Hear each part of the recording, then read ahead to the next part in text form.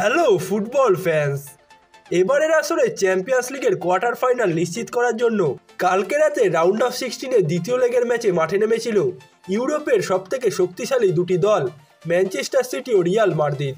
যেখানে নিজেদের ঘরের মাঠে ম্যানচেস্টার সিটি কোপেনহেগেনের বিপক্ষে জয় পেলেও রিয়াল মাদ্রিদ আরবি লেইপজিগের বিপক্ষে 1-1 গোলে ড্র করেছে। তবে তাতেও কোয়ার্টার ফাইনালে যাওয়া আটকায়নি কার্লো অ্যানচেলত্তির দলের। লস ব্লাঙ্কোসরা প্রথম লেগ 1-0 গোলে জেতায়, দ্বিতীয় লেগে ড্র করেও 2-1 গোলের অ্যাগ্রিগেট নিয়ে তারা চ্যাম্পিয়ন্স লিগের কোয়ার্টার ফাইনাল নিশ্চিত করেছে। কালকে রাতে এতিহাদ স্টেডিয়ামে ম্যানচেস্টার সিটি কোপেনহেগেনকে পরাজিত করেছে 3-1 গোলে, যার মাধ্যমে তারা 2 লেগ মিলিয়ে 6-2 ব্যবধানে এগিয়ে থেকে চ্যাম্পিয়ন্স লিগের শেষ 8 নিশ্চিত করেছে। কোপেনহেগেনের বিপক্ষের এই ম্যাচটিতে নিজের সেরা একাদশটা মাঠে নামাননি সিটি কোচ পেপ গার্দিওলা, কারণ ইংলিশ প্রিমিয়ার লিগে সিটির পরের ম্যাচটা লিভারপুলের বিপক্ষে, যেই ম্যাচটি এবছরে লিভারপুল ও ম্যানচেস্টার সিটি শিরোপার ভাগ্যটা নির্ধারণ করে দেবে। যার কারণেই আজ Kevin De Bruyne, Phil Foden, Kyle ওয়ালকারদের বেঞ্চে রেখে একাদশ সাজিয়েছিলেন পেপ গার্দিওলা। তবে তাতেও অবশ্য সিটির দাপট কমেনি, বরং পঞ্চম মিনিটে জুলিয়ান আলভারেজের পাস থেকে ম্যানুয়াল আকানজি গোল করে এগিয়ে দেন সিটিকে। এর মাত্র 4 মিনিট পরেই আলভারেজ নিজে নাম তোলেন স্কোর শিটে। তবে ম্যাচের 27তম মিনিটে একটি গোল পরিশোধ করে সিটির থেকে তুলনামূলক দুর্বল প্রতিপক্ষ কোপেনহেগেন, এবং এই মৌসুমে এটাই সিটির সবথেকে দুর্বল দিক। তারা কোনো ম্যাচেই ক্লিনশিট রাখতে পারছে না। দুর্বল প্রতিপক্ষের বিপক্ষেও কোনো না কোনো গোল হজম করছে পেপ গার্দিওলার দল, যেটা আসছে সময় সিটির জন্য চিন্তার কারণ হয়ে উঠতে পারে।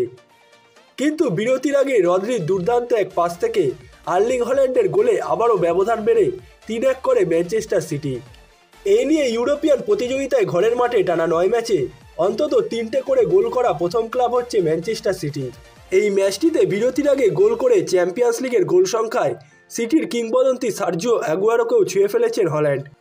ইউরোপের সবথেকে বড় প্রতিযোগিতাটির এই আসরে আগুয়ারোর গোল সংখ্যা 79 ম্যাচে 41টি, যেখানে হল্যান্ড তাকে ছুঁয়েছেন মাত্র 37 ম্যাচ খেলেই।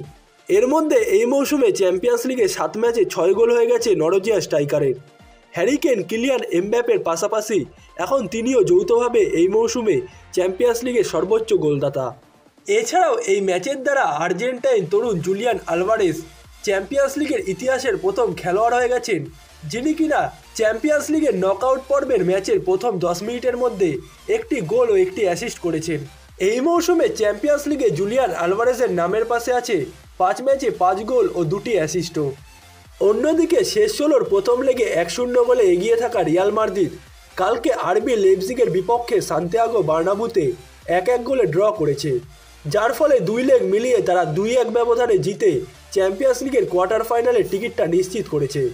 ম্যাচটিতে নিজেদের ঘরের মাঠে চেনা ছন্দে খেলতে পারেনি রিয়াল।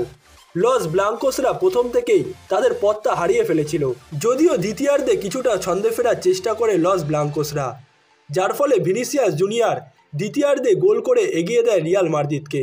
তবে 65 মিনিটে পাওয়া সেই গোলে এগিয়ে যাওয়ার স্বস্তিটা অবশ্য খুব বেশিক্ষণ ছিল না রিয়ালের। মিনিট 3 পরেই আরবি লেইপজিগ এই ম্যাচটিতে সমতায় ফেরে, যার মাধ্যমে 1-1 গোলে ড্র হয়েছে ম্যাচটি, এবং বায়ার্ন মিউনিখ ও পিএসজির পর তৃতীয় ও চতুর্থ দল হিসেবে ম্যানচেস্টার সিটি ও রিয়াল মাদ্রিদও এবারের আসরের কোয়ার্টার ফাইনাল নিশ্চিত করেছে।